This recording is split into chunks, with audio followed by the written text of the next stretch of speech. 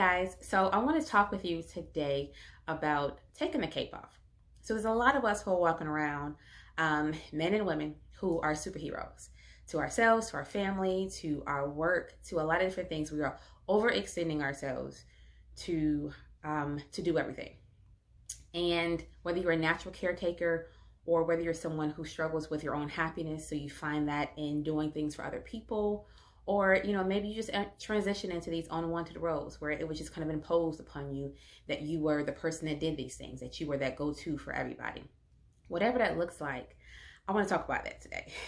And so, we wear these invisible capes, whether it's work where you're like the go-to, the guru of this thing, whether it's home where you're juggling all these different things, or whether it's just in your friend and your family relationships where, again, you are the go-to, you are the person that fixes it, you are the person that handles it, you have the best advice, all these things that are great to have. They're great skills, they're great, characteristics to have. But at some point, we don't realize that we don't always have to wear those things, where it's important to put those things down sometimes and not be that go-to for everything.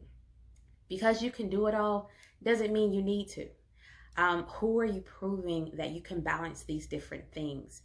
And most of the time, it's at the detriment of yourself. It's like you're losing something. You start to be affected by, again, forgetting to take that cape off. Forgetting that there's times that call for it. There are times where it's okay. But then there are times where you have to recognize it's time to stop. It's time to take that off. It's time for you to just be true to yourself in those moments. And so I want to start with like unrealistic expectations. And so with that, it's like, I know I can get all these things done. I can have this to-do list that has 20 things on. I can answer those phone calls. I can do all this stuff. And then at the end of the day, I'm still going to have time for me. That's not realistic. Most of the time, by the time you get through all those things, you don't have time for you. A lot of it is self-inflicted pressure. It's like, who's expecting you to do all these things? When you kind of sit back and you say, why is my list so long? Is it because I made this list, I wrote these things, or are people expecting me to do these things? And if they're expecting it, why? Is it something that I've shown them, I've told them I can do all these things? Where is this expectation coming from? And I think that we have to take time to actually have that conversation with ourselves sometimes. Sometimes we put it on ourselves. Sometimes it's like, well, that's your list. You wrote the list. There's too many things on there. And then sometimes it's everybody's used to you being the go-to and you carrying things. So it's time to sometimes maybe say no or give it back. So we have to evaluate like where these expectations are coming from. Are they unrealistic? And then how much of this is you? And then when we look at that, we kind of take it a step further and we say, are my own needs suffering? Are you suffering? What's happening with you? What's happening with you taking care of yourself?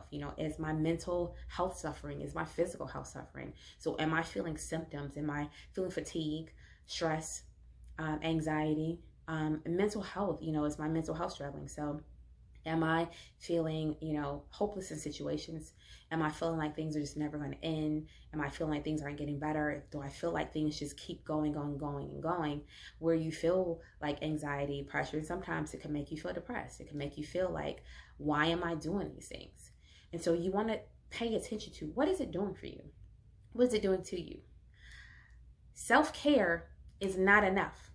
I'm going to say it again. Self-care is not enough. If you don't address the situations, self-care is not enough. Self-care is that break. You get to step back. You get to take care of yourself, have a massage, have quiet time, have a moment, go for a run. But when you come back, all of that stuff is still there. So if you don't address the list, the things that you need to stop doing, taking that cape off, saying it's enough, saying no, if you don't address those things, then all this self-care goes out the door once you check back into reality or check back into your life and what's happening. So no, self-care is not enough. That's not how we fix it. We fix it by evaluating, what are we doing? What are we, what's on our list? How are we overextending ourselves to things? And then why? Why am I doing this? Is it something that I have a desire to do? Is it something that has just been put on me and I've never addressed? What is it? And so then we look at things like, who's your support? Where's your support system? And when I mean support system, I mean a good support system. Not the support system that's going to make you feel bad because you reached out to help. Not the support system that's going to throw it in your face because you did that. But the support system that sees you, and knows that you're the guru of things and the go-to, and will be ready and waiting for you when you say, please help me with this. Asking for help is not weak. It's not weakness. It's not saying you can't do something. It's saying, I'm bold enough, I'm strong enough to say, I need help in this moment. Can you help me? And that's where your support system comes in. Whether that's being able to vent to them, then being able to help something, take something off your list, whether it's helping you with your family, your children, whatever that is, that's what your support system is for. Finding your support system and being able to rely on them. Knowing when to say no.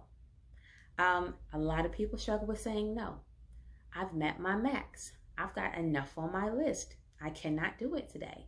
Most likely that person that's asking you can do it themselves. So say no. And then explore again. When you kind of feel your list growing and you feel yourself kind of getting to the point where you're like, there's too much happening, that's when you got to put the pause button.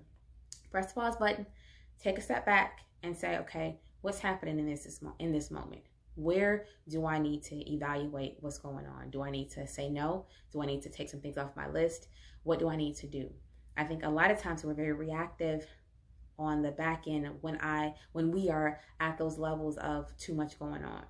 Instead of being proactive by saying, I'm going to try to not get to this because I recognize that I cannot be everything for everybody at all times. We've all found ourselves in those places. We've all found ourselves doing that. I can remember I've been in that place myself long time ago before I learned to say no and have boundaries, as I found myself being superwoman for everyone and everything at the cost of myself. And I had to make a decision that I'm a helper by nature. I love to help people, but I had to say there has to be balance in that. There has to be a line. There has to be boundaries where my help stops, because when it starts to affect myself, when it starts to affect what I need, what's happening with me and my own personal needs.